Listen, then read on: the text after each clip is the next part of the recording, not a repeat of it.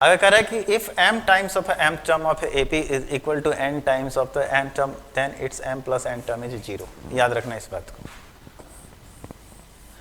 यदि m times of Tm is equal to n times of Tn, अगर ये दोनों इक्वल है ना, देन पूछ रहा है mth टर्म इज यानी कि Tm plus nth term is equal to क्या आएगा, 0 आएगा। इस बात को ध्यान रखना।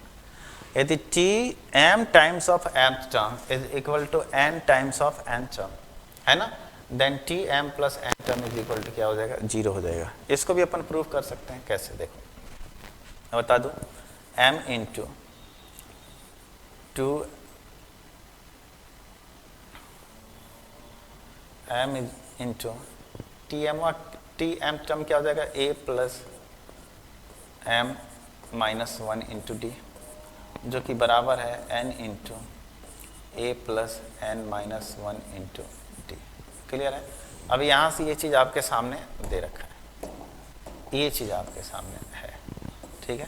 अब यहाँ से हम क्या कर सकते हैं कि एक साइड हम कर लेते हैं क्या, a का मान निकाल लो या d का मान निकालो। a का मान निकालो, ज़्यादा आसान रहेगा ना। a को एक तरफ कर लो, बाकी को एक तरफ कर लो, ठीक है। a की वैल्यू निकाल के हम Tm प्लस n की जगह निकाल लेंगे और a की वैल्यू डालेंगे तो ये कट के क्या आ जाएगा, आपका 0 आ जाएगा, ठीक है। यहाँ से मैं लिख देता हूँ कि find the value of a, है ना, find the value of a and put the equation, आपका निकल कर क्या आ जाएगा, 0 आ जाएगा, ठीक है। क्लियर है। तो मैं फिर से यहाँ पे बता दूँ, अभी तक हमारा चौथा कॉन्सेप्ट है। फिर से एक बार देखो, मैं रिपीट जो करा रहा हूँ इसलिए करा रहा हूँ ताकि आपको एक एक चीज़ें जो आपके दिमाग में बैठती जाए। Tm टर्म n है, Tn टर्म m है, देन Tm प्लस n क्या हो जाएगा, बताइए, 0 हो जाएगा, ठीक है। दूसरा क्या बताया था कि Tm टर्म n है, Tn टर्म m है, तो then Tm plus n, Tp term थे या कोई भी ले लो, Q टर्म या R टर्म, तो Tp टर्म क्या हो जाएगा, m plus n minus p हो जाएगा, ठीक है। यदि sum of n term is equal to p है, sum of q term sum of p term is equal to q and sum of q term is equal to p, then sum of p plus q term is equal to कितना हो जाएगा, minus p plus q। यदि m times of m term is equal to n times of n term अगर बराबर होगा दोनों, तो आपसे पूछ रहा है कि m प्लस n टर्म क्या हो जाएगा, तो 0 हो जाएगा। अब देखो इस सवाल कैसे आएगा। इस पे सवाल आपके सामने दे रखा है ऐसे कि 6t6 बराबर 5t5, देन आपके सामने t11 क्या हो जाएगा, 0 हो जाएगा। देखिए समझ लीजिए, 6 times of t6 is equal to 5 times of t5, यानी कि 5th टर्म का 5 गुना अगर बराबर हो 6 टर्म के 6 गुने के, तो 11वां टर्म क्या हो जाएगा, उसका 0 हो जाएगा। कितना हो जाएगा, 11 टर्म उसका क्या हो जाएगा, 0 हो जाएगा। क्लियर है चीज़। तो ये जो मैंने अभी बताया था आप लोगों को समझ में आ गया कि t if m times of m term is equal to n times of n term, then it's m plus n term is 0। इस बात को समझना है। डायरेक्ट आपके सामने ऐसे, ये डायरेक्ट ही आपके सामने यही कंसेप्ट आपके सामने लिख के आ जाएगा और 4 ऑप्शन दे देगा, m plus n, 0, m minus n and 1/m plus n, ऐसा कुछ दे देगा आपके ना। तो ये डायरेक्ट आपको जो मैंने इंपॉर्टेंट कंसेप्ट बताना है, ये चीज़ मैं आपको बता रहा हूँ, इस चीज़ को आप ध्यान में रखना, ठीक है। फिर से ध्यान दे दो, मैंने कितने कंसेप्ट बताए आपको,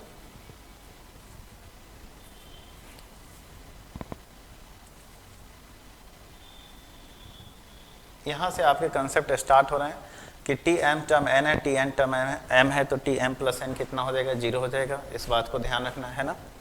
यदि m plus m term n है, n टर्म m है, तो Tp क्या हो जाएगा, m plus n minus p हो जाएगा, ठीक है। Sum of p term is equal to sum of q term is equal to b, then sum of p plus q term is equal to minus p plus q, है ना। m times of n term is equal to n times of m term is equal to m plus n term is equal to कितना हो जाएगा, 0 हो जाएगा, है ना। जैसे कि आपने इस चीज़ को यहाँ से समझ लिया होगा, ठीक है। T11 टर्म क्या हो जाएगा आपके लिए, 0। अगला देखिए यहाँ पे कि if the mth term of n AP is 1/n and n term is equal to 1/m, then m plus n term is 1। अब देखिए क्या, यानी कि मान लेते हैं कि Tm जो आपके सामने दे रखा है 1/n, तो Tm क्या निकलेगा, a plus m minus 1 into D, जिसकी वैल्यू क्या दे रखी है आपके सामने, 1/n दे रखी है ना, एक इक्वेशन तो ये बनेगा। उस तरह टी एन जो है आपके लिए क्या है, तो a plus n minus 1 into D, इसकी वैल्यू कितनी दे रखी है, 1/m। तो आपसे पूछ क्या रहा है यहाँ पे, mnth टर्म पूछ रहा है, यानी कि टी एम nth है ना, तो इसकी वैल्यू कितनी आएगी, 1 आएगी। क्लियर है ये चीज़, क्या आएगी आपके लिए, 1 आएगी। ठीक है, अब देखिए जो मैं आगे ये चीज़ आपके लिए लिख रहा हूँ, इसको आप प्रूफ खुद करना है ना, प्रूफ करने का प्रयास करना है। यहाँ पे आप जो कंडीशन लेके आओगे, या तो ए की वैल्यू निकाल लेना या फिर डी की वैल्यू निकाल लेना, है ना। ए की वैल्यू निकाल लोगे ज़्यादा आसान होगा। तो यहाँ से टी एम एन टर्म, यानी कि टी एम एन कैसे निकालोगे, तो a plus m n minus 1 into d, और इसकी वैल्यू आपके सामने क्या आएगी, 1 आएगी। ठीक है, क्या आएगी, 1 आएगी। इस कंसेप्ट को भी आप लोग ध्यान में रखना है। जैसे कि एग्जाम्पल के तौर पर ले लो कि मान लेते हैं कि टी जो आपके सामने T5 जो है 1/6 है, एंड T6 जो है क्या है आपके सामने, 1/5 है। तो T30 यानी कि T30 टर्म क्या हो जाएगा, 1 हो जाएगा। क्या हो जाएगा आपके लिए, 1 हो जाएगा। यानी कि T5th टर्म जो है, T5th टर्म 1/6 है, एंड T6 टर्म 1/5 है, देन T13th टर्म क्या हो जाएगा, T6 × 30 क्या हो जाएगा आपके लिए, 1 हो जाएगा। ठीक है, तो इस बात को भी समझ लेना, क्या हो जाएगा, 1 हो जाएगा। मैं फिर से इसको बोल्ड करके बता रहा हूँ। यह हमारा कौन सा कंसेप्ट है, 5वां कंसेप्ट है। ठीक है, आगे बढ़ते हैं, आगे देखते हैं। If mth term of NAP is 1/n, nth term 1/m, then its sum of mth term, sum of mth term, जैसे पहले मैंने बताया था, sum of mth term, यानी कि फिर से बता दूं कि यहाँ पे आपके सामने दे रखा है Tm इज इक्वल टू कितना दे रखा है, a plus m minus 1 into d, और इसकी वैल्यू कितनी दे रखी है, 1/n, है ना। Tn आपके सामने दे रखा है a plus n minus 1 into d, बराबर कितना, 1/n। तो आपसे पूछ क्या रहा है, sum of mn, sum of mn पूछ रहा है। तो सम ऑफ mn का फॉर्मूला क्या होगा, mn upon 2 into 2a plus mn minus 1 into D, यही आएगा। ठीक है, इसकी वैल्यू कितनी आएगी यहाँ से निकल के, तो इसकी वैल्यू आएगी, आप ध्यान रखना, 1/2 mn प्लस 1, याद रखना इस चीज़ को, 1/2 mn प्लस 1। इस चीज़ को आप ध्यान में रखना हमेशा, ये आपके सामने काम आएगा। जैसे देखो एग्जाम्पल के तौर पर, एग्जाम्पल के तौर पर आप इसे ऐसे देखो कि sum of m term, t अगर मान लेते हैं कि T5 टर्म आपके सामने 1/6 है, T6 टर्म 1/5 है, यानी कि सम ऑफ 30 टर्म क्या हो जाएगा, तो 1/2 6×5 30 प्लस 1, यानी 31/2, यानी कितना, 15.5, है ना। कितना आ जाएगा, 31/2। ठीक है, क्लियर है ये चीज़, समझ सकते हैं। mn यहाँ पे भी है, mn यहाँ पे भी है, प्लस 1 करके हाफ करना है, प्लस 1 करके क्या करना है, हाफ करना है। क्लियर है चीज़, mn यहाँ पे भी है, mn वहाँ पे भी है। ठीक है, आप इस चीज़ को समझ सकते होंगे। ठीक है, ये फार्मूला याद रखना। तो अभी तक हमारे कितने कंसेप्ट हुए, 6 कंसेप्ट हुए। ये याद रखिए, फिर से 6 कंसेप्ट को मैं आप लोगों को रिपीट कर देना चाहूँगा यहाँ पे एक बार, है ना। क्या था 6 कंसेप्ट आपका, यदि पहला क्या था, t m is equal to n है and t n is equal to m है, तो टी एम प्लस एन क्या था आपके लिए, बताइए। टी एम प्लस एन कितना था, 0 था, यही था ना पहला कंसेप्ट आपका, ये था। ठीक है, एक एक कंसेप्ट को समझ लीजिए आप लोग।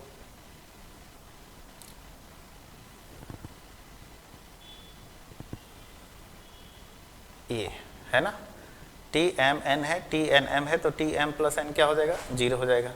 अगला कंसेप्ट क्या था आपके सामने, यदि टी एम एन है, टी एन एम है, ठीक है, तो मैं था कहाँ पे, यहाँ पे। ठीक है, दूसरा कंसेप्ट आपके लिए क्या है, दूसरा कंसेप्ट टी एम अगर एन है, टी एन अगर एम है, तो टी पी क्या हो जाएगा, तो m plus n minus P, ये दूसरा हो जाएगा, ठीक है ना।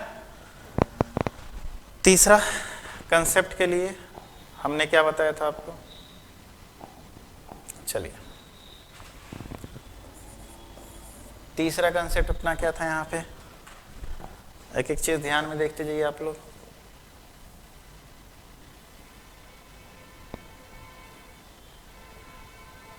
ठीक है,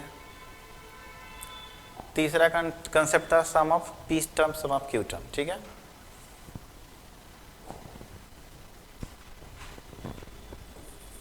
sum of p term is equal to q and sum of q term is equal to p. तो sum of p plus q term क्या हो जाएगा आपके लिए, तो माइनस पी प्लस क्यू, ये हो जाएगा ना, माइनस पी प्लस क्यू, ठीक है। चौथा देख लीजिए आप लोग, चौथा हमने क्या बताया था, इसके बाद हम सवाल ही करेंगे इस पे।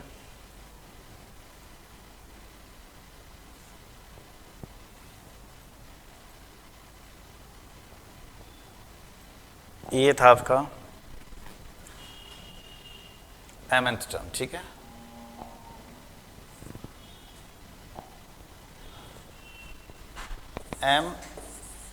m times of tm is equal to n times of tm हो, तो tm प्लस n टर्म क्या हो जाएगा आपके लिए, यही था ना, tmn टर्म था या m plus n, tm plus n यही था ना।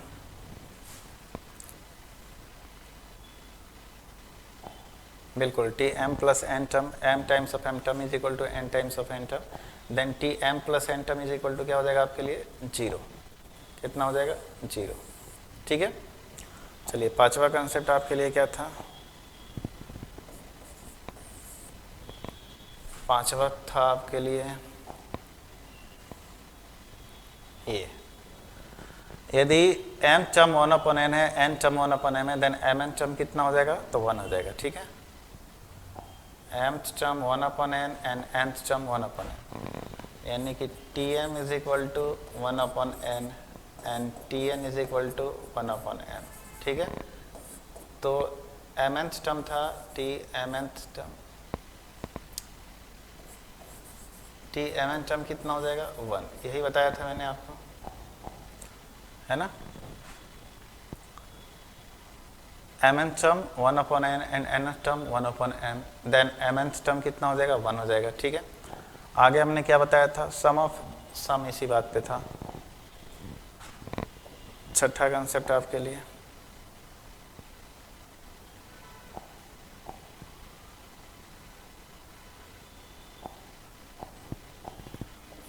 छठा कंसेप्ट क्या था, t m is equal to 1 upon n है और t n is equal to 1 upon m है। तो sum of mnth term, sum of mnth term क्या हो जाएगा, 1/2 mn प्लस 1। ये 6 कंसेप्ट आपको मैंने बताया था, क्लियर है चीज़, यही 6 कंसेप्ट मैंने आपको बताया था, समझ में आ गया ये चीज़। टी एम अगर n है, टी एन एम है, तो टी एम प्लस एन कितना हो जाएगा, 0 हो जाएगा। T m n T n m है, तो टी पी क्या हो जाएगा, m plus N minus p हो जाएगा, है ना। यदि sum of p term is equal to q, sum of q term is equal to p, then sum of p plus q term is equal to minus p plus q, ठीक है। यदि m times of m term is equal to n times of n term, then अपन बोल सकते हैं कि T M plus N term क्या हो जाएगा, 0 हो जाएगा, है ना। T mth term 1 upon n है, T nth term 1 upon m है, देन टी mn टर्म क्या हो जाएगा, 1 हो जाएगा। जैसे मैं आपको ये बता रहा हूँ, आप इसका स्क्रीनशॉट लेके 4-5 बार देख लेना, या फिर आप ऐसे ही एक कागज़ पे लिख के इसको अपने साथ, या बोल सकते हैं कि जहाँ स्टडी टेबल है वहाँ लगा देना, ताकि ये चीज़ें तो आपके लिए थोड़ा सा बार बार रिपीट हो, है ना, क्योंकि मैक्सिमम चांस है इसको भूल जाने का, ठीक है। ठीक है, तो इससे आप भूलोगे नहीं, और ये चीज़ 10 बार 20 बार देखोगे आप, तो ये चीज़ आपके माइंड में सेट कर जाएगा, बिल्कुल पिक्चर वाइज सेट कर जाएगा, ठीक है। तो यहाँ से आपके लिए सवाल बनाना क्या हो जाएगा, आसान हो जाएगा, ठीक है। ये देख लीजिए, जो डायरेक्ट मैं आपको सवाल बोल रहा हूँ, इससे डायरेक्ट सवाल आपके एग्जाम में आएंगे, बिल्कुल यही कंसेप्ट के साथ ही आ जाएंगे। कंसेप्ट ही आपसे पूछ देगा, इस पे सवाल पूछे या ना पूछे, कंसेप्ट ही आपसे पूछ देगा। ठीक है, अब आइए यहाँ से कुछ सवाल देखते हैं। कह रहा है कि if A B C D E are in A P then find the value of this. अब देखिए आपसे कह रहा है A B C D E are in A P. ठीक है, ए बी सी डी क्या है आपके लिए, ए पी में है, A B C D E are in A P. तो मैं क्या बोला था आपको कि आप अगर कोई ऐसे नंबर्स दिए हों जो कि ए पी में हो, तो आप 1 2 3 4 5 मान सकते हैं, या फिर इनको आप 1 1 भी मान सकते हैं। मैंने बताया था कि मानने का तरीका, बिल्कुल आप उस तरीके से मान के सवाल को कर सकते हैं। तो 3 + 4 सब जगह 1 1 रख दीजिए, ए की वैल्यू 1, बी की, सी की, डी की, है ना, आपके सामने 1, यानी कि 3 और 4 7, और 7 और 6 13 में से 5 गया, कितना आपका आंसर आया, 8 आया, है ना। तो ए बी सी डी ई की जगह आप क्या रख सकते हैं, 1 1 भी रख सकते हैं, और सवाल आपके लिए क्या हो जाएगा, आसान हो जाएगा। ठीक है, समझ में आ गया। तो देखिए यही चीज़ मैं आपको समझा रहा था कि आप वैल्यू भी रखना सीखो, है ना, मान के भी कैसे सवाल करते हैं ये भी बात सीखो यहाँ से, है ना। जैसे 5th and 13th term of A P is 5 and -30, then first term of A P is, देखिए टी 5th टर्म आपके सामने 5 दे रखा है, टी 13th टर्म कितना दे रखा है, -13 दे रखा है ना। देन आपसे पूछ रहा है first term of A P, है ना, यानी ए का मान अपने को निकाल के लेके आना है ना, first term of A P. ठीक है, चलिए यहाँ पे देख लेते हैं टी 5 टर्म, यानी कि टी 5 कितना दे रखा है, 5, यानी कि 5 बराबर क्या बोल सकते हैं, ए + 4d बोल सकते हैं, क्या बताइए, a + 4d, है ना, a + 4d बोल सकते हैं ना, 5th टर्म को a + n - 1 × d। And t जो है आपके सामने 13th टर्म कितना दे रखा है, -30, तो -30 बराबर क्या हो जाएगा, a + 12d, है ना। अब अपन क्या कर सकते हैं इसमें से कि बोल सकते हैं कि अगर मैं बोलूं कि इसमें जो है अपन 3 से मल्टीप्लाई कर दो, इसमें क्या कर दो, 3 से मल्टीप्लाई करके 3 से मल्टीप्लाई कर दो, क्यों, क्योंकि 12d कट जाएगा और घटा देते हैं, यानी कि माइनस था तो प्लस आ जाएगा, माइनस आ जाएगा, और ये कितना आ जाएगा, माइनस आ जाएगा। तो 12d से तो 12d कट गया, 3 में से ए जाएगा, कितना बचेगा, 2a, 15 और +13 कितना हो गया, 28। तो ए की वैल्यू कितनी निकल के आ जाएगी, 14, यानी कि पहला टर्म आपके सामने क्या निकल के आएगा, 14 आ गया। ठीक है, तो ये चीज़ आपको जोड़ घटाव गुना भाग थोड़ा सा फास्ट करना होगा इक्वेशन के अंदर, है ना। 3 चौका 12, 3a प्लस में माइनस में तो 2a आएगा, 15 और माइनस था तो साइन चेंज हुआ प्लस में, तो 15 + 13 28। तो आपसे क्या पूछ रहा है, फर्स्ट टर्म क्या पूछ रहा है आपसे, पहला पद क्या होगा, तो पहला पद आपके लिए क्या हो जाएगा, तो आपके लिए 14 हो जाएगा। ठीक है, समझ में आ गया, पहला पद कितना हो जाएगा, 14 हो जाएगा। क्लियर है। अगर मान लेते हैं दूसरा पद पूछता तो आप क्या करते हैं, दूसरा पद पूछता तो आप क्या करते, फिर डी का भी मान निकालते, ए की वैल्यू आ गई है, यहाँ से डी की भी वैल्यू निकाल लेते हैं, एंड आपके सामने a + d हो जाता है दूसरा टर्म। ठीक है, कह रहा है x y z r in A P, तो आपके सामने x + y - z, y + z - x की वैल्यू आपको इस फॉर्म में लेके आनी है। ठीक है, अब देखिए यहाँ से x y z की वैल्यू अगर 1 1 भी रख लेते हो आप, तो कितना आएगा, 1 + 1 -1, यानी 1 1 + 1 -1, 1 × 1 1 आएगा, है ना, कितना आया यहाँ पे, 1 आया। ठीक है, अब देखिए यहाँ पे अगर 1 रखते हैं x y की वैल्यू, तो 4 में से 8 गया -4, 2 में से 4 गया, कितना बचेगा, -4, है ना, सॉरी -2। यहाँ पे क्या देख रहे हैं, तो 3 -3 -6, है ना। लेकिन यहाँ पे क्या है कि अपन 1 1 रखने से कोई चीज़ें क्लियर नहीं हो रही है ना, तो आपका दूसरा तरीका कि 1 2 3 रख लो, 1 2 3 रख के देख लो, है ना, x y z की जगह, यानी कि 2 + 1 कितना हो गया, 3 - 3 0, एंड 0 × समथिंग क्या हो जाएगा, 0 हो जाएगा। ठीक है, तो x y z की जगह हमें क्या रखना है, 1 2 3 रख के देख लेते हैं, यानी कि x y z की जगह 1 2 3 रख रहे हैं, तो ये टर्म कितना आ रहा है अपने लिए, 0 आ रहा है। तो यहाँ पे कौन सा टर्म अपना 0 आ रहा है ना। तो देखिए x × y, 4 दूना 8 में से 8 गए, ये 0 आ रहा है। ऑल ऑफ दिस दे रखा है, तो एक और भी चेक कर लो, है ना, ये भी चेक कर लो, 2xyz, यानी 3 दूना 6 दूना 12 और 4 3 12, मतलब ये दोनों इक्वेशन सेटिस्फाइड करा, ये भी करेगा, यानी आपका आंसर क्या हो जाएगा, ऑल ऑफ दिस। मैं यहाँ पे ये बताना चाह रहा था कि कभी कभी क्या है कि 1 1 1 अगर आपका कंट्राडिक्शन कर रहा है ना, तो आप 1 2 3 रख के चेक कर लो, है ना, यहाँ से भी क्लियर हो जाएगा। 1 1 1 रखने से कोई भी ऑप्शन मैच नहीं कर पा रहा था, तो हमने 1 2 3 रख लिया, और ये क्या है, एपी है, 1 2 3 क्या है, एपी में है, एक्स वाई जेड भी एपी में है, तो हम एक्स की जगह 1, वाई की जगह 2 एंड जेड की जगह 3 रख के सवाल सॉल्व कर सकते हैं, और ये सवाल बहुत अपने लिए क्या हो गया, आसान हो गया। हम क्या कर रखे हैं यहाँ पे, x बराबर 1 पुट कर दिए, y बराबर 2 एंड z बराबर क्या पुट कर दिए, 3 पुट कर दिए, ठीक है, समझ में आ गया। चलिए आइए आगे बढ़ते हैं, आगे देखते हैं। कह रहे in AP TP is equal to A, TQ is equal to B and TR is equal to C, then find the value of A into P Q minus R plus. अब चलिए हम TP is equal to A है ना, तो TP का मान A, TQ का मान B एंड TR का मान C है, कोई टर्म है। अब चलिए यहाँ पे बता रहा हूँ मैं आप लोगों को, 1 2 3, अगर सोचो कि TP यहाँ पे पहला है, पहला टर्म यानी कि P की वैल्यू कितनी निकल के आई, 1, तो इस हिसाब से 1, A की वैल्यू भी कितनी आई, 1 आ गई। TQ अगर T2 है तो B की वैल्यू भी 2 आ गई, एंड T3 यानी कि बोल सकते हैं TQ,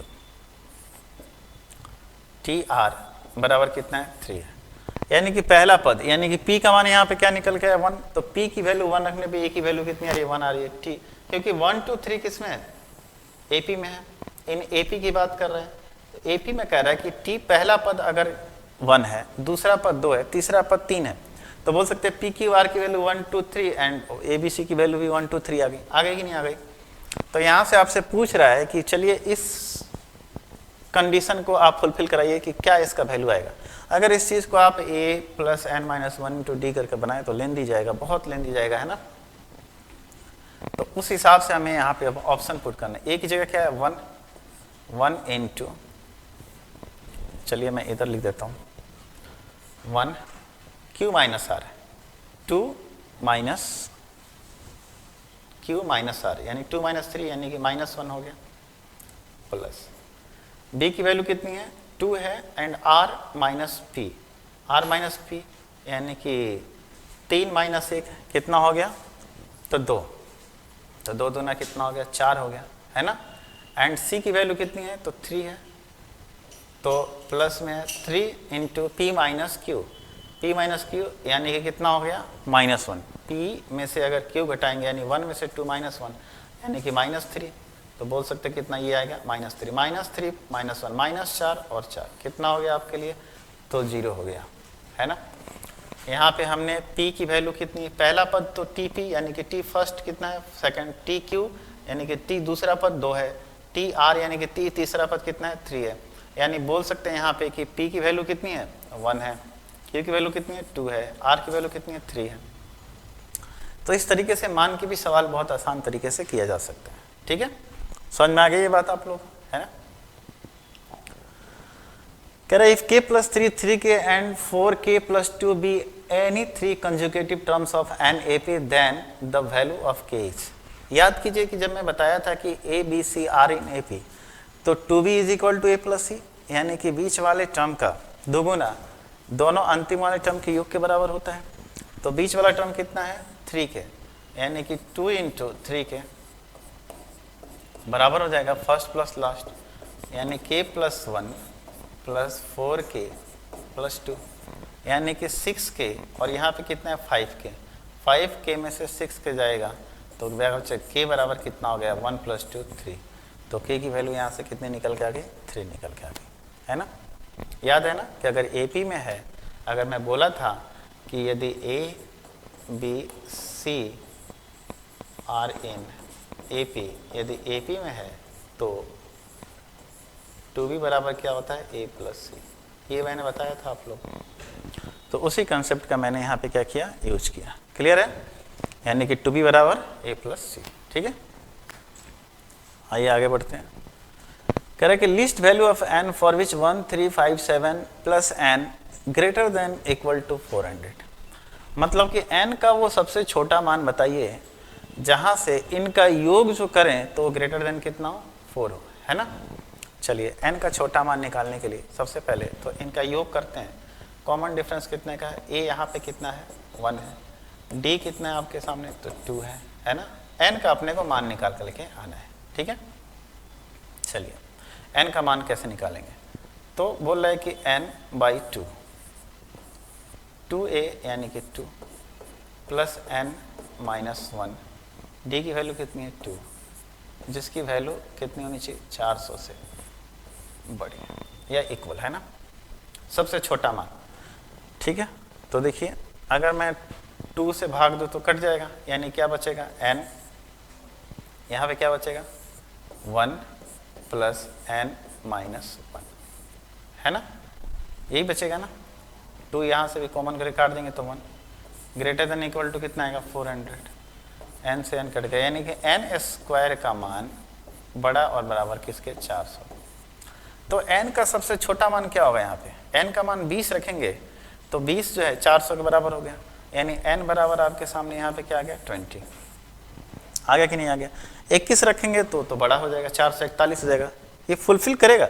लेकिन उस कंडीशन में n का सबसे छोटा मान क्या होना चाहिए, ये आपसे पूछ रहा है, लीस्ट वैल्यू ऑफ n का सबसे छोटा मान जो इस कंडीशन को फुलफिल कर रहा है।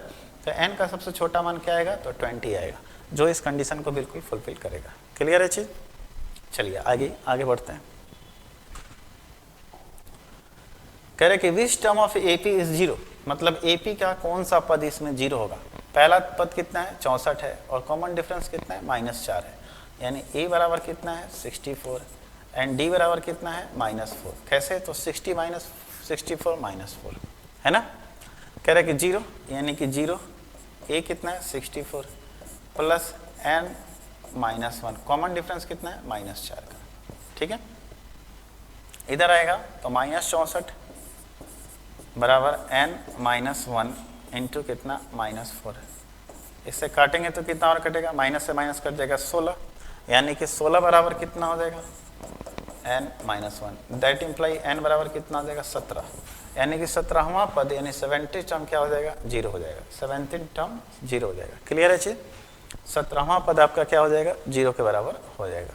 समझ में आ गया, याद है ना फॉर्मूला वो, Tn बराबर a plus n-1 into D, वही पुट किया मैंने, यानी कि Tnth टर्म अपने को 0 निकालना है, उस 0 पे n का मान क्या होगा वही अपने को, यानी बोल सकते हैं कि इस तरह अपन जा रहे हैं तो 17वां पद अपना 0 हो जाएगा, ठीक है। 17वां पद क्या हो जाएगा 0 हो जाएगा, ठीक है। कह the sides of a right angle triangle are in AP, the ratio of the sides. सबसे पहली बात तो ये है कि राइट एंगल ट्रायंगल का फॉर्मूला क्या होता है। राइट एंगल ट्रायंगल में मैं बात करूं कि इसको बोलते हैं परपेंडिकुलर, इसको बोलते हैं बेस और इसको बोलते हैं हाइपोटेनस।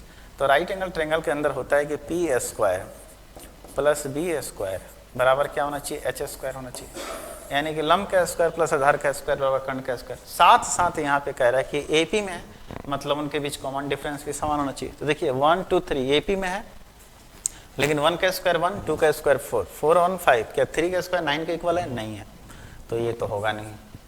2 3 4 भी एपी में है कि नहीं एपी में। 2 का स्क्वायर 4, 3 का स्क्वायर 9 4 13, 4 का स्क्वायर 16, क्या इक्वल आ रहा है, नहीं आ रहा है, ये भी नहीं है। देखिए 3 4 5 भी एपी में है, लेकिन दूसरा कंडीशन भी फुलफिल करना चाहिए। 3 का स्क्वायर 9, 4 का स्क्वायर 16, यानी कि 9 प्लस 16 बराबर देखिए 5 का स्क्वायर 25 के बराबर आ गया, मतलब बोल सकते हैं कि आपका आंसर कितना हो गया सी। तो इस कंडीशन में आपको दो कंडीशन फुलफिल कराना था इस सवाल के अंदर। एक तो पाइथागोरस थ्योरम फुलफिल कराना था, यानी कि परपेंडिकुलर का स्क्वायर प्लस बेस का स्क्वायर बराबर हाइपोटेनस का स्क्वायर। दूसरा आपको क्या फुलफिल कराना था, तो एपी भी होना चाहिए वो लेंथ, है ना। तो देखिए 3 4 6 का भी 3 4 5 का भी मल्टीपल एपी में ही आएगा, जैसे कि देखिए 6 8 10 ये भी एपी में है, 6 2 8 8 10 इनका भी करेंगे तो एपी में ही आएगा, है ना। फिर 3 दूना 3 3 का 9, 4 3 12 और 5 3 15, 9 12 15 भी क्या है एपी में है, और ये भी इस कंडीशन को फुलफिल करेगा। तो आप याद रख लेना कि 3 4 5 का मल्टीपल हमेशा एपी में आएगा और वो पाइथागोरस प्रमेय को भी फुलफिल करेगा, ठीक है। तो इनका जो मल्टीपल आएगा वो भी एपी में होगा और इस कंडीशन को फुलफिल करेगा। मान लेते हैं बाय द वे कंडीशन नहीं रहता, ये ऑप्शन नहीं रहता, तो हम 3, 4, 5 का मल्टीपल देख लेंगे हमेशा। क्लियर है? चलिए आगे बढ़ते हैं। कह रहे the sum of all odd numbers between 100 and 200।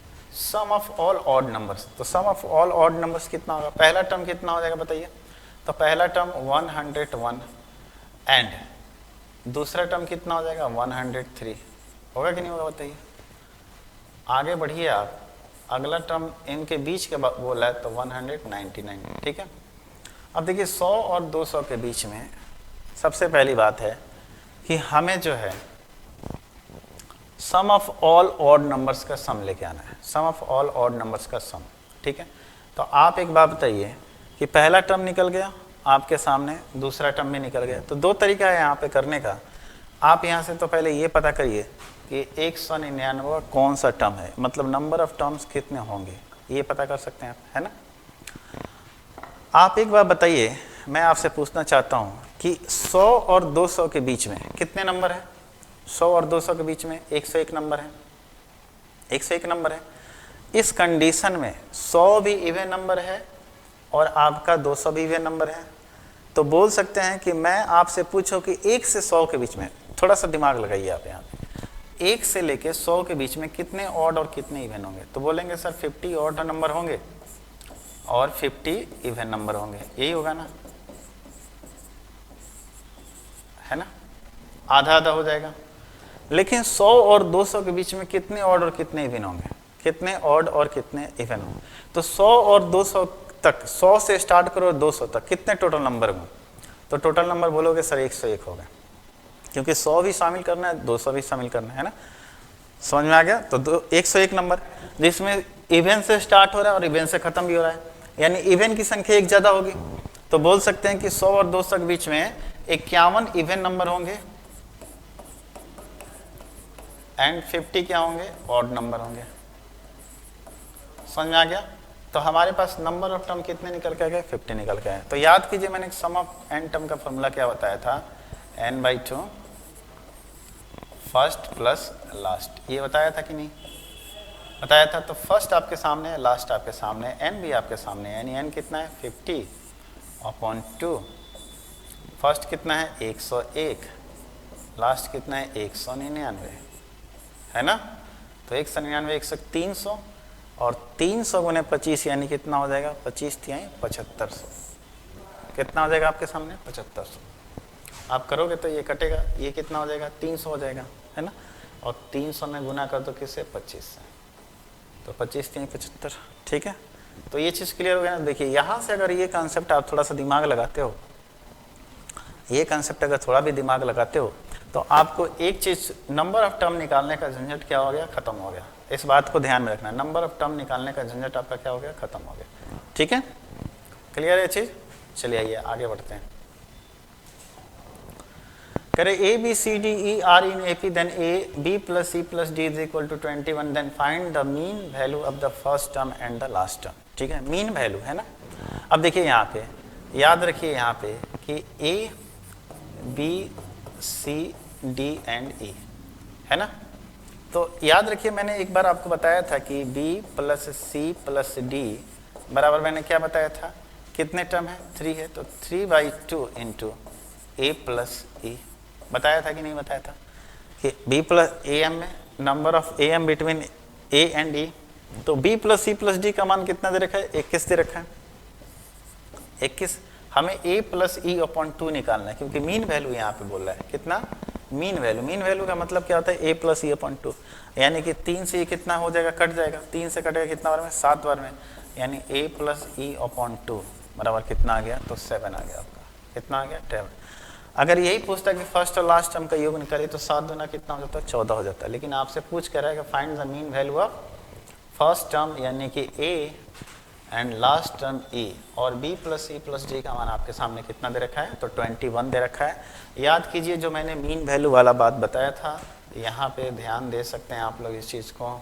यही बताया था ना आपको कि देखिए यदि a, a1, a2, an, b are in AP, we say that a1, a2, a3, an are in the n am's between a and b। तो ये a1 plus a2 plus a3 plus an का मान कितना होगा? Value कितना होता है? n/2 a plus b। तो वही चीज़ आपके सामने दिया है। अगर n am's भी अगर बीच में है चाहे अगर वो नहीं भी हैं तो बीच वाले जो टर्म्स होते हैं वो अर्थमेटिक मीन्स होते हैं, ठीक है। ये बात आप लोग समझ लेना, जो कि मैंने अभी आपको थोड़ा सा हिंट्स देकर बताया था कि ये जो सारे किस्में हैं एपी में है, ये किस्में हैं एपी में आपके हैं और इन एपीज में भी होंगे, ठीक है।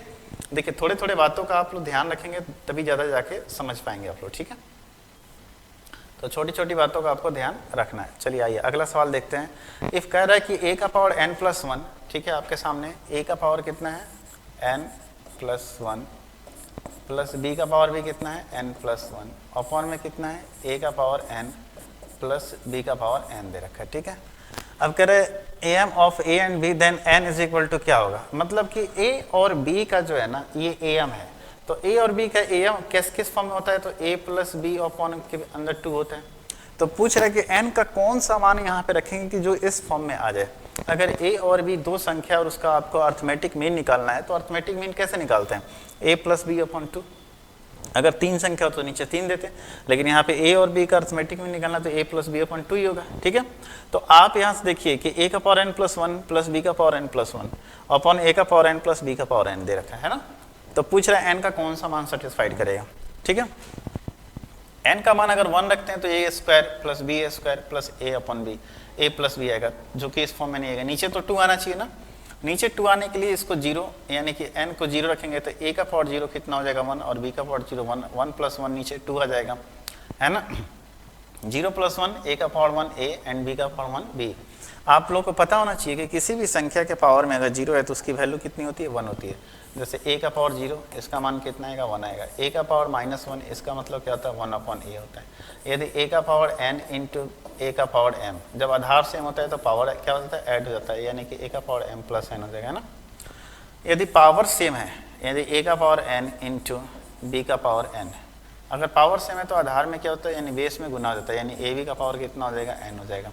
तो ये जो छोटी छोटी बातें इनको आपको ध्यान में रखना चाहिए, ठीक है। क्लियर है चीज़, ये जो छोटी छोटी बातें इनको आपको समझ के चलना चाहिए। आइए आगे बढ़ते हैं। कह the sum of all positive integer multiples of 3 less than 100। Sum of all का मतलब क्या है कि आपको 3 और 100 के बीच में जितने 3 के मल्टीपल्स है उनका सम निकालना है। तो पहला क्या हो जाएगा 3 हो जाएगा, दूसरा क्या हो जाएगा 6 हो जाएगा, तीसरा क्या हो जाएगा 9 हो जाएगा एंड सो ऑन। 99 भी तो मल्टीपल है 3 का। तो आप देख रहे हैं क्या, अब यहाँ से पूछ सकते हैं कितने टर्म्स हैं, कितने टर्म्स हैं, ये कितने टर्म्स हैं। तो आप देखिए यहाँ पे कि इनके बीच गैप कितने का है, 3 का 33, 99 में 3 से भाग दीजिए कितना आएगा 33, यानी कि टोटल कितने पद होंगे यहाँ पे 33 पद होंगे। कैसे, तो देखिए जो भी अगर समानांतर श्रेणी में है, अगर ये सीरीज किस में समानांतर श्रेणी में है, स्टार्टिंग से अपने की बात कर रहे हैं यानी 1 से, तो सबसे पहला टर्म क्या आएगा 3 आएगा। 3 से इधर आएगा क्या, नहीं आएगा कोई भी, है ना। 3 का मल्टीपल 1 और 100 के बीच में, ठीक है। तो आप यहाँ से देख रहे हैं कि पॉजिटिव इंटीजर है, पॉजिटिव इंटीजर क्या होता है 1 to 100 और 3 का मल्टीपल भी होना चाहिए, ठीक है। तो देखिए अंतिम पद कितना है आपके सामने 99 है और गैप कितने का है 3 का, तो 3 से 99 में भाग दे देंगे तो कितना आएगा 33, यानी नंबर ऑफ टर्म्स कितने होंगे 33, यानी कि ये टोटल कितने टर्म्स है 33 है। तो आपको पता ही है कि sum of n term is equal to first term plus last term n/2, यानी कि सम ऑफ n टर्म, है ना। आपको इनका सम निकालना है, तो सम n टर्म छोड़िए सिर्फ सम निकालना है। कितने टर्म है 33/2, फर्स्ट 3, लास्ट कितना है 99, तो 102/2 यानी कितना हो गया 51 हो गया, ठीक है। 51 में 33 से भाग गुना करेंगे, 33 से कम 33, 3 आए, 33 बचे 165 और 3 168, यानी कि 1683। कितना हो जाएगा आपका sum of all positive integers multiples of 3 between 3 and 100, ठीक है। हाँ सॉरी लेस देन 100, ठीक है। क्लियर है। करें find the sum of this series, इन सीरीज का सम निकालना है आपके सामने, ठीक है। चलिए √2 को तो मैं √2 लिख लेता हूँ, 8 को क्या लिख सकता हूँ 2√2, 18 को क्या लिख सकता हूँ, है ना, तो 3√2। उस तरह 32 क्या लिख सकता हूँ, तो बोल सकते हैं कितना 4 चौका 16 दूना 32, यानी कि 4√2 एंड सो ऑन। आप क्या देख रहे हो यहाँ पे कॉमन डिफरेंस कितने का रहा है, ए तो आपके लिए आ गया कितना √2 एंड कॉमन डिफरेंस 2√2 माइनस √2, यानी कि डी भी कितना आ गया, √2 आ गया। तो क्या कह रहा है आपके सामने, sum of N term. Sum of N term का फॉर्मूला क्या होता है, आपके सामने एन तो पद है नहीं, तो सम ऑफ एन टर्म बराबर क्या हो जाएगा, तो बोलेंगे a plus N minus 1 into D, यही आएगा ना, n by 2 into 2a plus n minus 1 into D. ये फार्मूला है यहाँ पे, है ना। ये फार्मूला क्यों लगाना पड़ा, क्योंकि हमारे पास लास्ट वाला टर्म पता नहीं है, ठीक है। n की जगह n ही रहने दो, n बाई 2, फर्स्ट टर्म कितना है, √2 यानी कि 2√2 प्लस n माइनस 1, है ना। d की जगह भी कितना है, √2, ये है ना। तो देखिए आप थोड़ा सा यहाँ से आगे करते हैं। अब देखिए यहाँ से ये आएगा इधर √2, 2√2 में से √2 जाएगा, कितना बचेगा, तो √2 बचेगा, ठीक है। तो बोल सकते हैं n बाई 2, 2√2 माइनस √2, कितना बचेगा, √2, 2√2 में से √2 गया, √2 प्लस n √2, क्लियर है, प्लस n √2। हाँ, कौन सा ऑप्शन है इसमें अपने, ठीक है। अब आप ऐसे भी सोच सकते हैं ना, √2 यहाँ से कॉमन कर लेंगे, √2 कॉमन करेंगे तो क्या आएगा, अगर यहाँ से हम √2 कॉमन कर लेते हैं, देखिए यहाँ पे √2 बाहर कर लेते हैं, तो √2 से 2 कितना वाला कटेगा, तो n upon √2 into 1 plus n, यानी n into 1 plus n upon √2, आपका आंसर क्या हो जाएगा, बी नंबर। समझ में आ गया ये चीज़।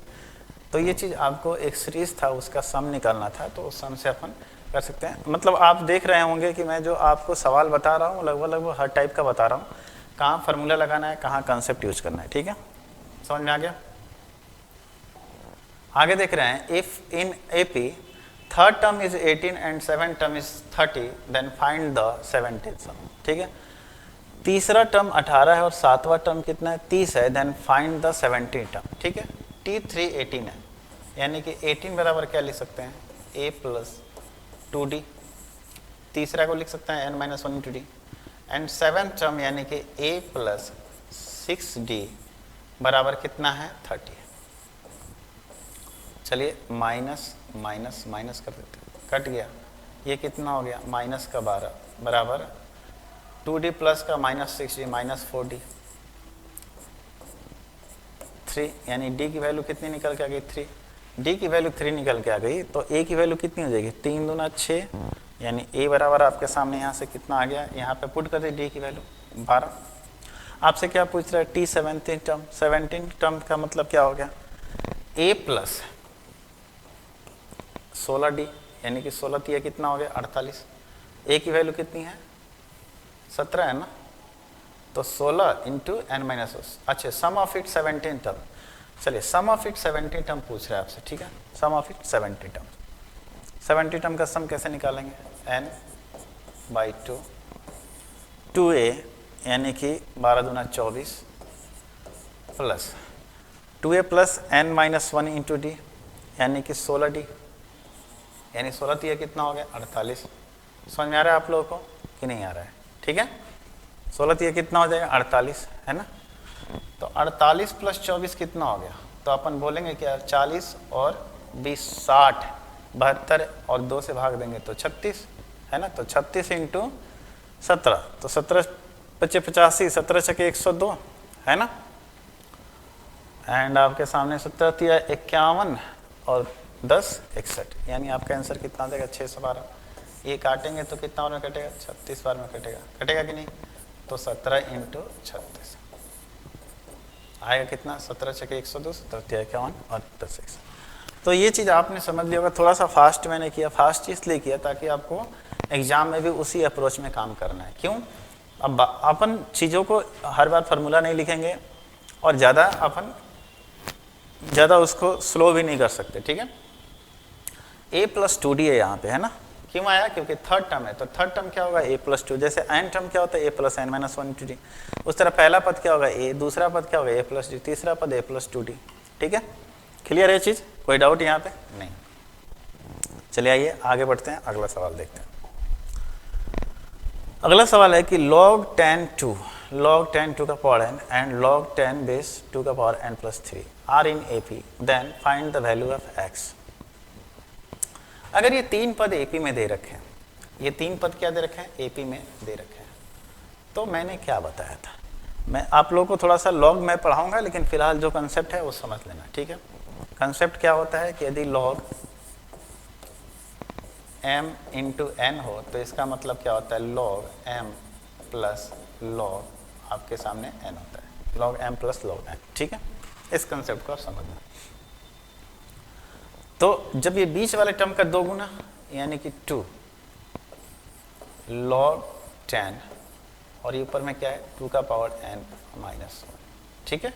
ये आपके सामने जो कि बराबर होगा क्या, इन दोनों के योग के, यानी कि log 10 2 प्लस log 10 2 का पावर n प्लस 3, इसके बराबर होगा ना, ठीक है।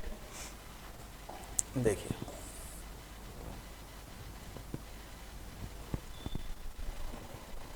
गड़बड़ हो गया, चलिए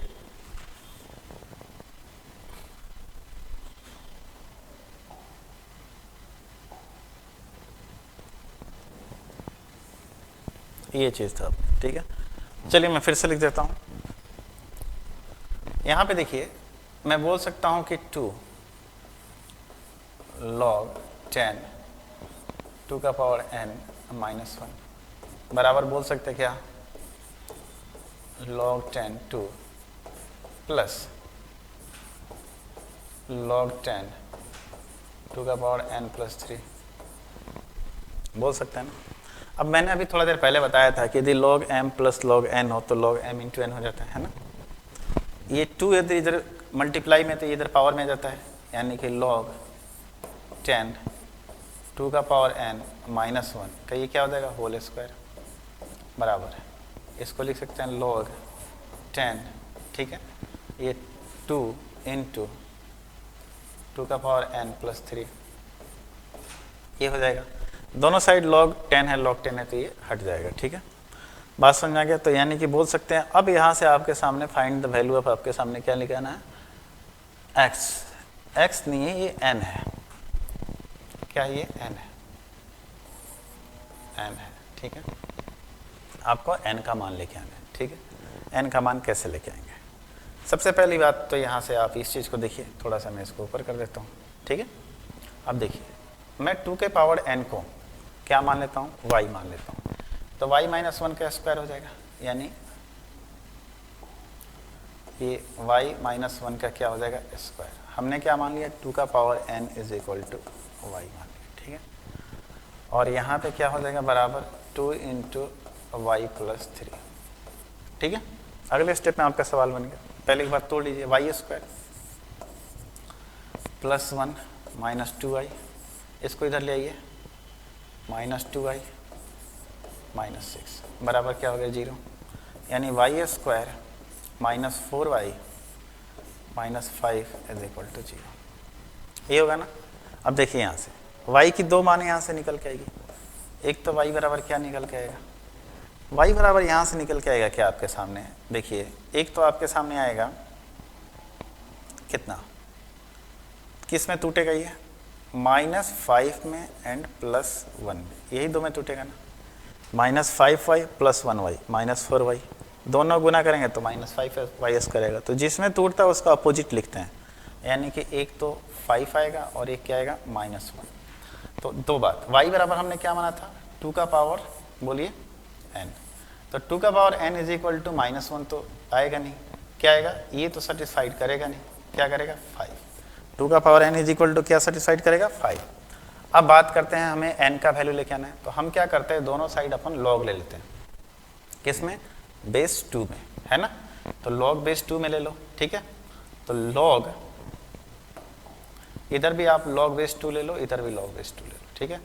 तो log बेस 2 में 2 का पावर n, ठीक है, बराबर log 2 एंड 5 आ जाएगा, ये n आके इधर गुना हो जाएगा, तो और इसकी वैल्यू क्या हो जाएगी आपके लिए, 1 हो जाएगी, यानी n बराबर आपके सामने क्या हो जाएगा, तो log 2 and 5। थोड़ा सा ये आपके लिए क्या हो गया, क्वाड्रेटिक इक्वेशन बन रहा था, ठीक है। देख लीजिए इस चीज़ को, दिख रहा होगा आप लोगों को, ठीक है, समझ में आ गया। तो थोड़ा सा ये चीज़ आपके लिए लेंदी था, लेंदी नहीं बोल सकते, थोड़ा सा इसमें लॉग का यूज़ था। अगर बच्चा करना चाहे तो बहुत आसान तरीके से इसको कर सकता है, ठीक है, समझ में आ गया। तो कुछ चीज़ें जो है आपको थोड़ी सी, तो आपके यहाँ पे n की वैल्यू कितनी आ गई, तो log 2 5 है ना, log base 2 5। क्लियर है चीज़, कोई डाउट यहाँ पे नहीं। चलिए आइए आगे बढ़ते हैं।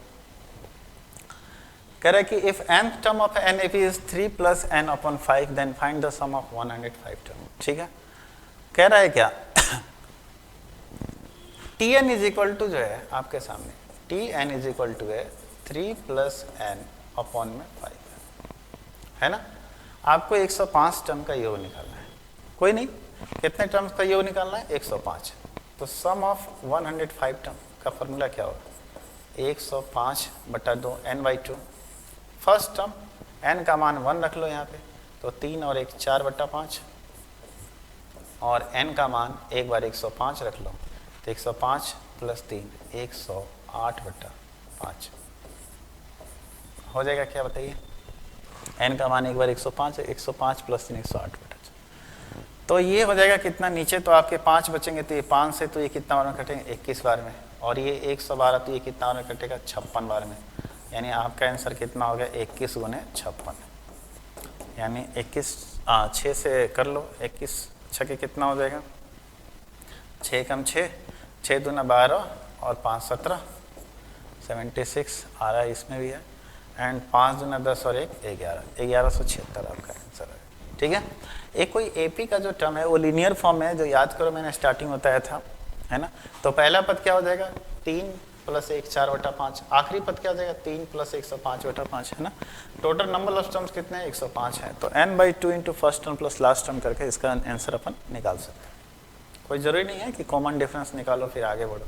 जब आपके पास नंबर ऑफ टर्म्स गिवन है ना, नंबर ऑफ टर्म्स भी गिवन है, फर्स्ट टर्म भी गिवन है, लास्ट टर्म भी गिवन है, तो फिर आगे जाने की अपने को जरूरत ही नहीं थी। ठीक है, क्लियर हो गया। चलिए ये आगे बढ़ते हैं। कह रहा है the sum of n terms of n AP is 3n² + 2n, its common difference is. याद करो मैंने कॉमन डिफरेंस क्या बताया था, कॉमन डिफरेंस क्या बताया था, 2 × a, यानी कि सम ऑफ n टर्म्स बराबर क्या है यहाँ पे, 3n² + 2n। याद करो मैंने जो स्टार्टिंग बताया था कि यदि sum of n term is equal to, अगर क्वाड्रेटिक है यानी कि an² + bn + c है, तो tn इज इक्वल टू मैंने क्या बताया था, 2an + b - a, and d बराबर क्या बताया था, 2a, यही बताया था ना। तो बताइए यहाँ पे a की वैल्यू कितनी है, 3 है, आपको कॉमन डिफरेंस पूछ रहा है, तो 2 × 3, यही तो आपका होगा जो कॉमन डिफरेंस, जो कि किसके बराबर है, 6 के बराबर है। क्लियर है, कॉमन डिफरेंस आपका कितना हो जाएगा, 6 हो जाएगा। जो चीज़ें मैंने बताई है उसको अगर आप ध्यान से एक बार रिपीट करोगे, देखोगे, समझोगे, तो बहुत चीज़ें क्या हो जाएंगी आपके लिए, आसान हो जाएंगी। ठीक है, कह the angle of a quadrilateral are in AP whose common difference is 10 degree and largest angle is, है ना। कॉमन डिफरेंस कितना है, 10 डिग्रीज का है। ठीक है, अब देखिए यहाँ से कोई भी क्वाड्रिलेटरल आपके सामने हो, उसके चारों एंगलों का जो कोण होता है, सम होता है, वो कितना होता है, 360 डिग्री। और ये किसमें, AP में है। कॉमन डिफरेंस कितना है, 10 है। लार्जेस्ट एंगल पूछ रहा है, मान लेते हैं सबसे लीस्ट एंगल A है, उसके बाद क्या हो जाएगा, A + 10, फिर क्या हो जाएगा, A + 20, एंड फिर क्या हो जाएगा, A + 30, 10 बढ़ेगा, है ना। और इन सबको अगर जोड़ोगे तो कितना आएगा, तो 360 आना चाहिए। 30 20 60 और 10 70, यानी 4a, 70 उधर जाएगा, 4a बराबर कितना हो गया, तो 360 में से 70 जाएगा, है ना। 30 20 50 10 60, सॉरी 30 20 50 10 60, 360 में से 60 अगर जाएगा तो कितना, 30 300, ये कितना और कटेगा, 75। सबसे बड़ा एंगल पूछ रहा है, तो 75 + 30 यानी कि 105 होना चाहिए यहाँ पे। The largest of this angles is, है ना। सबसे छोटा एंगल 75 75 दूना 150 दूना 300, ठीक है, एक ही तो मान 75 आएंगे, 75 85 95 और 75 और 30 कितना हो गया 70 30 100 105 डिग्री इसका आना चाहिए। The angles of a quadrilateral are in AP whose common difference is 10 degree, ठीक है। पहला अगर हमने एंगल ए मान ला, दूसरा कितना हो जाएगा उससे 10 डिग्री ज़्यादा a + 10, तीसरा a + 20, चौथा a + 30, बिल्कुल सही जा रहे हैं अपन। और किसी भी क्वाड्रिलेटरल के चारों एंगलों का सम कितना होता है 360, तो सामने 360 रख दिया। अपन जोड़ेंगे तो 30 और 20 50 और 10 60, 60 इधर घटेगा तो 300, a + a + a + a, 4a = 300, 10a = 75। सबसे बड़ा एंगल तो यही होगा, है ना, सबसे छोटा एंगल a, अगर सबसे छोटा पूछा 75, ठीक है। तो आपका आंसर कितना आ जाएगा 5, यानी कोई ऑप्शन नहीं है यहाँ पे, याद रखो आपका कितना आएगा 105 डिग्री, ठीक है। क्लियर है, आगे बढ़िए। कह the sum of first n natural number, sum of first n natural number का फॉर्मूला क्या होता है, इस चीज़ को समझिए। मैं आपको बता दूं, देखिए 1 + 2 + 3 + 4 + n का फॉर्मूला होता है n × n + 1 अपॉन में कितना 2। क्लियर है। अगर इन्हीं नेचुरल नंबर्स के स्क्वायर का फॉर्मूला पूछे, यानी कि 1² + 2² + 3² + 4² + n², तो होता है क्या n × n + 1 × 2n + 1 अपॉन में कितना 6, ठीक है। इन्हीं नेचुरल नंबर्स के क्यू का फॉर्मूला पूछे, यानी कि 1³ + 2³ + 3³ + nq, तो क्या होगा n × n + 1 अपॉन में 2 का होल स्क्वायर, याद रखना आप लोग, है ना। यहाँ पे समेशन ऑफ n था, समेशन ऑफ n² था, समेशन ऑफ nq था, ठीक है। n बिलोंग्स टू क्या है, नेचुरल नंबर है, n आपका नेचुरल नंबर है। तो एक बार तो इसी चीज को आप लिख सकते हैं, समेशन ऑफ n, n कहाँ से 1 से n तक जाएगा, ये चीज क्या था समेशन ऑफ n² n कहाँ से, तो 1 से ही है ना। और ये क्या था समेशन ऑफ nq, n कहाँ से, तो 1 से, n नेचुरल नंबर है, 1 से कहाँ तक n तक, जहाँ भी आपको लेना है, ठीक है, n तक। फिलहाल आप इस चीज़ को समझ रहे होंगे, ठीक है। ये फार्मूलाज है, आपको याद रखने चाहिए, ठीक है। फर्स्ट नेचुरल नंबर का क्या होगा n × n + 1 अपॉन 2, क्लियर है चीज। आइए आगे बढ़ते हैं। कह रहा 4 different integers are in AP, the largest number is equal to the sum of the square of 3 numbers, है ना। Then find the smallest number. सबसे पहली बात है कि यहाँ पे 4 नंबर्स अपने को चूज करना है, और दूसरी बात ये है कि आप 2 तरीके से मान सकते हो, लेकिन कंडीशन ये है कि यहाँ पे सिर्फ और सिर्फ एक ही इक्वेशन बनाने के लिए आपके सामने फॉर्मेट दे रखा है। 4 different integers are in AP, the largest number is equal to the sum of the square of the 3 numbers, है ना। तो आप इस कंडीशन में क्या करेंगे, देखिए आप x ले लो पहला नंबर, दूसरा x + 1, तीसरा x + 2 एंड चौथा x + 3।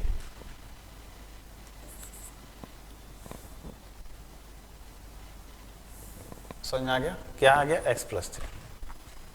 कह रहा था largest number is equal to the sum of the square of the 3 numbers, है ना। लार्जेस्ट नंबर यानी कि x + 3 जो कि इक्वल है इनके स्क्वायर का x² प्लस x + 1 का स्क्वायर करेंगे यानी x² + 2x + 1, उस तरह x + 2 का स्क्वायर करेंगे तो x² + 4 + 4x, है ना। इनको एक साइड कर लेते हैं, ठीक है। स्मॉलेस्ट नंबर यानी हमें x का मान लेके आना है, ठीक है। चलिए इनको एक साइड कर लेते हैं, तो 3x², ठीक है। दूसरी बात 2x + 4x कितना हो गया 6x, 6x में से एक x चला जाएगा, 4x + 2x कितना हो गया 6x, एंड 6x में से x जाएगा तो कितना बचेगा बताइए। यहाँ पे 6x में से x जाएगा तो बचेगा आपके सामने 5x, है ना। एंड 4 और 1 5 में से 3 जाएगा, कितना बचेगा 2 = 0। बताइए टूटेगा किसमें, तो 3 2 6x² है और यहाँ 5x है, तो बोल सकते हैं प्लस का 3x एंड प्लस का 2x में टूटेगा ना। तो x की वैल्यू यहाँ से कितनी हो जाएगी, x की वैल्यू यहाँ से आएगी, एक तो आएगी -3/3 और एक आएगा -2/3। तो ये कितना हो गया, -1 हो गया और ये 2/3। लेकिन पूछ रहे आपके सामने इंटीजर्स हैं, तो क्या ये -2/3 इंटीजर्स है? नहीं है। यानी आपका कौन सा वैल्यू फुलफिल करेगा, तो आपका फुलफिल करेगा -1, यानी x की वैल्यू कितनी आ गई, -1। क्वाड्रेटिक इक्वेशन तोड़ना आपको आना चाहिए, नहीं भी आता हो तो कोई बात नहीं, जब हम क्वाड्रेटिक इक्वेशन इसके बाद पढ़ाएंगे, कम्प्लेक्स नंबर के बाद क्वाड्रेटिक इक्वेशन, तो वहाँ पे भी चीज़ों को समझा देंगे कैसे अपन तोड़ते हैं। ठीक है, फिलहाल अभी आप यहाँ पे इतना चीज़ को समझ लीजिए। ठीक है, अगला देखते हैं। यहाँ पे अगला क्या है आपके लिए,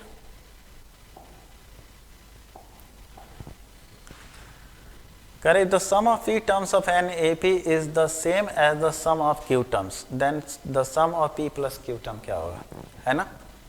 कह रहा है कि सम ऑफ p टर्म्स, यानी कि sum of p term is equal to same as the sum of q term, है ना। देन आपसे पूछ रहा है sum of p plus q term क्या होगा, यही बात आपके सामने। देखिए इस चीज़ को भी अगर आप चाहें तो याद रख सकते हैं, फिलहाल हम चलिए सॉल्व करते हैं। तो देखिए सम ऑफ p टर्म कैसे निकलेगा, तो p/2 है ना, 2a plus p-1 into d, है ना, बराबर, यहाँ से बोल सकते हैं q/2 2a plus q-1 into d। चलिए दोनों में 2 कॉमन है, काट लिया, है ना। यहाँ से अपन क्या कर सकते हैं, हमें निकालना है sum of p plus q term. ठीक है, हमें क्या निकालना है, sum of p plus q term. ठीक है,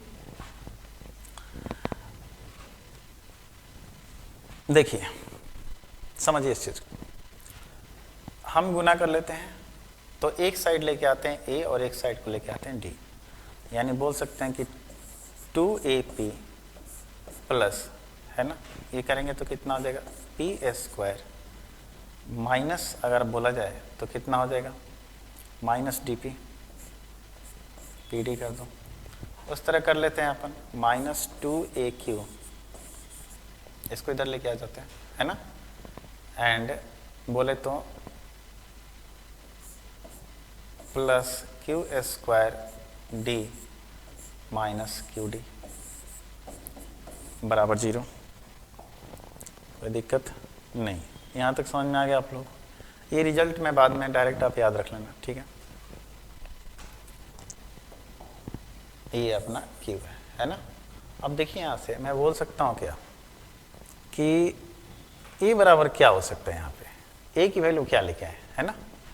a की वैल्यू अगर निकालना हो अपने को तो बोल सकते हैं क्या, एक साइड आप कर लो, यहाँ पे देखिए, यहाँ पे हम कर लेते हैं 2ap है और 2aq है, तो इसमें से हम 2a कॉमन कर लेते हैं, तो क्या आएगा p माइनस q आएगा क्या बताइए, p²,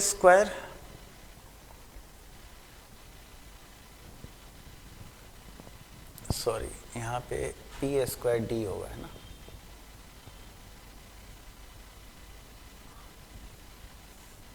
ये p²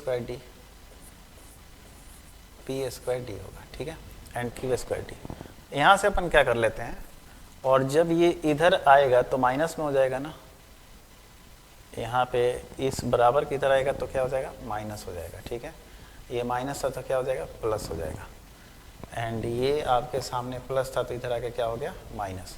देखिए यहाँ पे q² प्लस में था तो बराबर की तरह आया माइनस में, एंड माइनस qd था तो इधर आया प्लस में हो गया, एंड 2aq इधर आया तो माइनस में हो गया। ठीक है, तो ये p माइनस q हो गया। ठीक है, अब देखिए यहाँ से हम d कॉमन कर लेते हैं, तो d कॉमन कर लेते हैं। ठीक है, d कॉमन करेंगे तो क्या बचेगा, देख रहे हैं आप लोग यहाँ पे p² माइनस q², है ना, ये होगा आपके सामने। एंड फिर अगर हम यहाँ से देखिए, एंड फिर यहाँ से भी हम d कॉमन कर लेते हैं, यहाँ से भी d कॉमन कर लेते हैं, तो आप एक काम करो, यहाँ से हमें p माइनस क्या लिखना है, तो माइनस d कॉमन कर ले, यहाँ पे माइनस d कॉमन कर लेते हैं, तो क्या बचेगा, p माइनस क्यू, ठीक है, बराबर किसके, 0। अब p माइनस क्यू को उधर भेज सकते हैं क्योंकि यहाँ पे P square minus Q square है तो p प्लस क्यू और इंटू पी माइनस क्यू आएगा।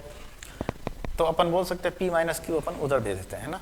तो देखिए 2a minus D, p minus Q common करके 0 से उधर कर दिए, यहाँ क्या बचेगा p प्लस क्यू एंड यहाँ बचेगा माइनस डी बराबर 0, है ना, क्लियर है।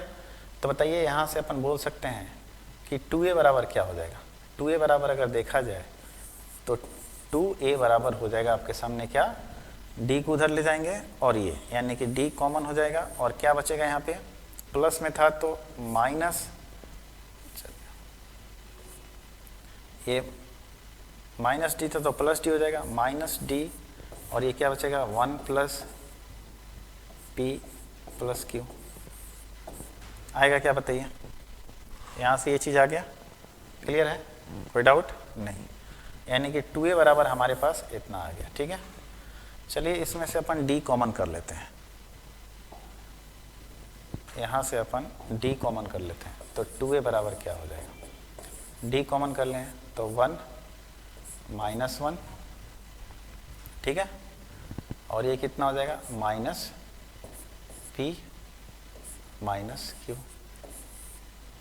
माइनस 1 से माइनस 1 कट गया, यानी कि 2a बराबर कितना हो गया अपने सामने, 2a बराबर हो गया आपके सामने 1 माइनस 1, ठीक है। 2a बराबर कितना हो गया, तो देख सकते हैं आप माइनस बाहर ले लें d into P plus Q, ये हो गया। चलिए आपसे पूछ क्या रहा है यहाँ पे,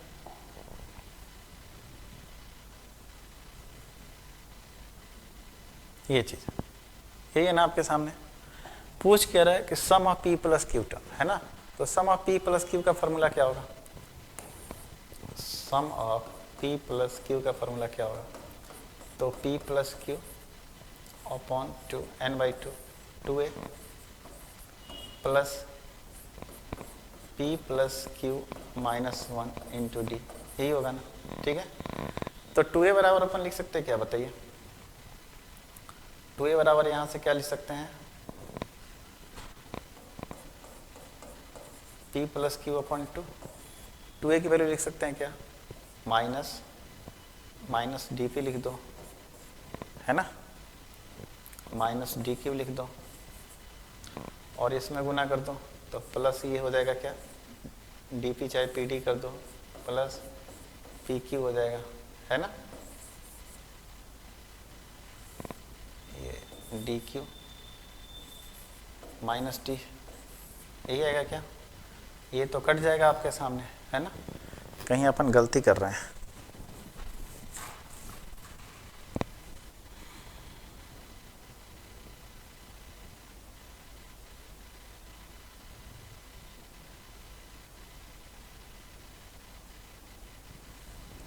कहाँ गलती कर रहे हैं, 2a p माइनस क्यू, यहाँ से ठीक है 2a p, ठीक है, P square D minus P D minus 2a Q, ठीक है, minus Q square D and ये माइनस का क्यू डी था तो प्लस आ गया क्यू डी, ठीक है, यहाँ तक तो ठीक है। यहाँ से हमने 2a कॉमन किया तो p माइनस क्यू, p अब इसमें से हमने d कॉमन कर लिया, है ना, d कॉमन किया तो क्या आएगा P square minus Q square, ठीक है, और वहाँ से हमने माइनस d कॉमन किया है तो क्या बचेगा p माइनस क्यू, ठीक है, ये भी तक सही है ना।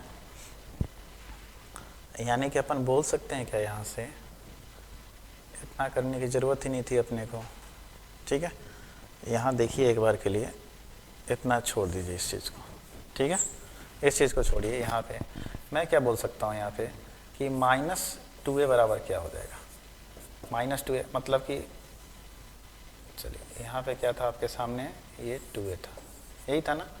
चलिए 2a को अपन उधर लेके जाते हैं तो बोल सकते हैं d कॉमन करेंगे यहाँ पे तो क्या बचेगा p प्लस क्यू माइनस 1 बराबर कितना माइनस 2a, ठीक है। चलिए तो अब यहाँ तक इतना ही सही था, ठीक है, आगे जाने की ज़रूरत नहीं थी। -2a को अपन इधर लेके आ गए, d p plus q minus 1 हो गया, ठीक है। तो p plus q minus 1 into D की वैल्यू अपन -2a रख सकते हैं क्या? तो यहाँ पे इसकी वैल्यू कितनी हो जाएगी? तो -2a और +2a, यानी कि इसकी वैल्यू हम रख देते हैं -2a। तो -2a और +2a कट के 0, और 0 इंटू समथिंग क्या हो जाएगा? 0, यानी कि sum of p plus q term क्या हो जाएगा? यहाँ पे 0 हो जाएगा। याद रखिए इस बात को, ठीक है। इस चीज़ को आप थोड़ा सा ध्यान रखेंगे कि if the sum of p terms of an AP is same as the sum of q terms, then sum of p plus q term is क्या हो जाएगा? 0। क्लियर है? इस कंसेप्ट को भी आप ध्यान रखना। इतना आपको सॉल्व करने की ज़रूरत नहीं पड़ेगी, आप अगर इस चीज़ को ध्यान से समझते हैं, ये याद रखते हैं, ठीक है। क्लियर हो गया? तो याद रखिएगा कि if sum of p terms of an AP is the same as the sum of q term, है ना, then sum of p plus q term is 0। शायद हमने यहाँ पे भी आप एक लिख लो इस चीज़ को,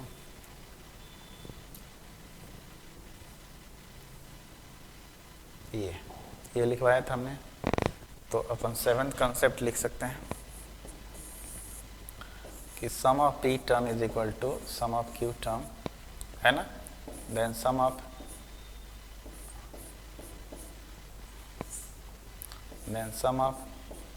p plus q term is equal to क्या आएगा?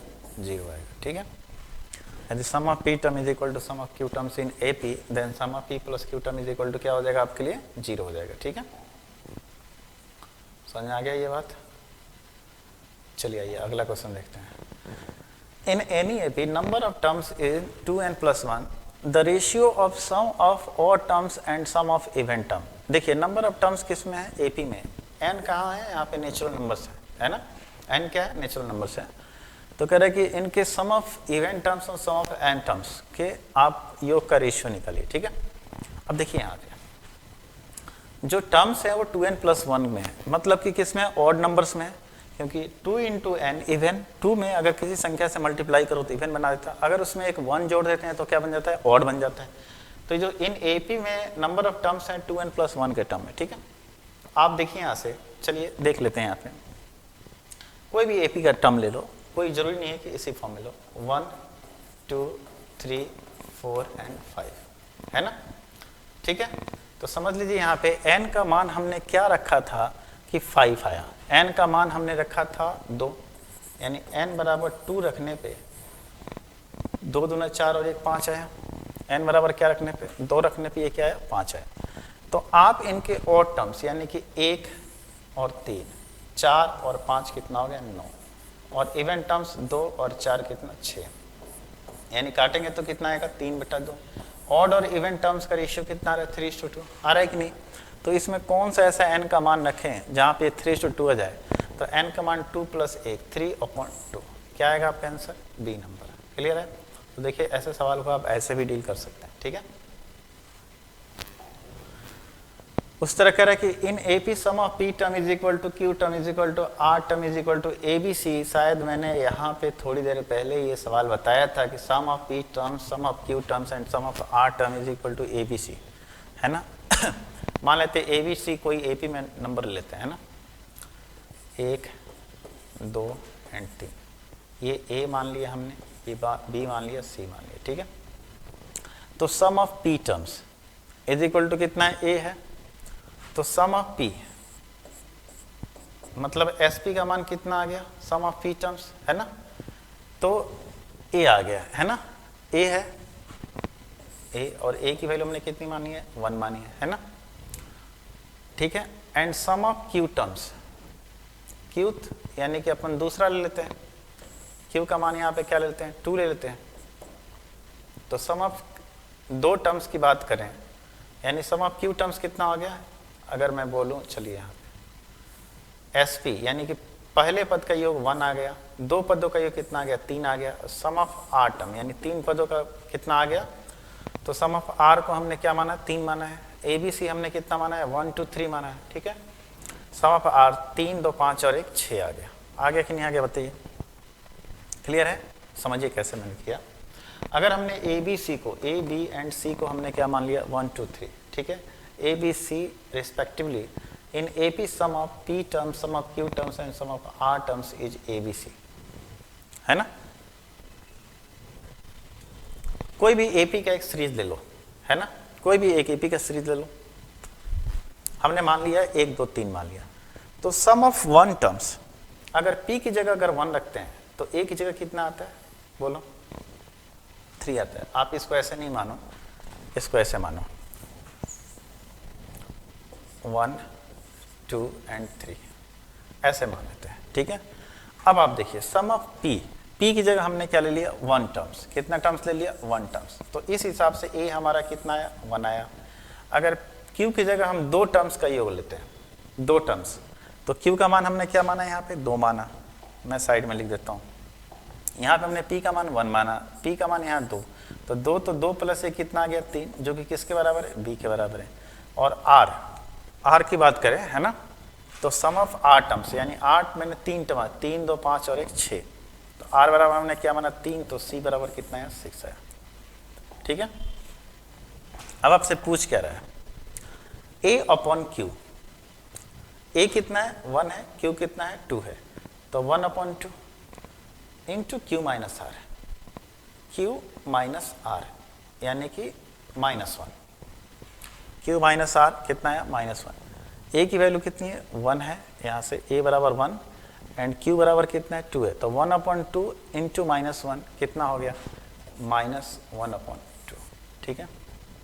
b अपॉन q, b कितना है? 3 है और q कितना है? 2 है, तो ये कितना हो जाएगा? 3 अपॉन 2, प्लस माइनस अभी देखते हैं। r माइनस p, r में से p जाएगा यानी कि 2, यानी कि प्लस यहाँ पे 2 मल्टीप्लाई जाएगा, 2 से 2 कट जाएगा, ठीक है। And c upon r, c कितना है? अपने सामने 6 है एंड r कितना है? 3 है, तो एक तो यहाँ पे 2 आ जाएगा, ठीक है। एंड p माइनस q, तो p माइनस q की बात करें यहाँ पे, p माइनस q यानी कि 1 माइनस 2 यानी कितना हो गया? -1 यानी कि -2 हो जाएगा, ठीक है। शायद हम लोग यहाँ पे गलती तो नहीं कर रहे हैं ना। a अपॉन q, a की वैल्यू कितनी है? 1 है, q की वैल्यू कितनी है? 2 है, 1 upon 2 and q minus r, q minus r करेंगे तो 2 -1 -3, तो इस हिसाब से अपना आएगा कितना? ये आएगा -1 अपॉन 2 प्लस 1, यानी आपका आंसर आना चाहिए 1 अपॉन 2, जो कि इसमें नहीं है, तो इस हिसाब से आपका आंसर कितना हो जाएगा? नॉन ऑफ दीज, है ना। यहाँ पे b upon q, c upon r, ठीक है। a अपॉन q है, यानी a की वैल्यू 1, q की value 2, 1 upon 2, q minus r, 2 minus 3 -1, ठीक है। b अपॉन q, b की वैल्यू 3 एंड ओहो, यहाँ पे देखिए, यहाँ पे p होना चाहिए था मेरे ख्याल से, a upon p, b upon q, c upon r होना चाहिए, यहाँ पे p होना चाहिए था मेरे दोस्त, p, ठीक है। तो p होता तो 1 अपॉन 1 कितना हो जाता? 1 हो जाता, ठीक है। तो ये कितना हो जाता आपके सामने? -1 हो जाता, ठीक है। -1 प्लस 3 -2, ये कट के कितना हो जाता? तो आपके 0 हो जाता, ठीक है। यहाँ पे a अपॉन p होना चाहिए था, ठीक है। तो आपका आंसर क्या होता है? 0। वहाँ पे करेक्ट कर लीजिएगा, a अपॉन कितना होगा? p होगा। क्लियर है?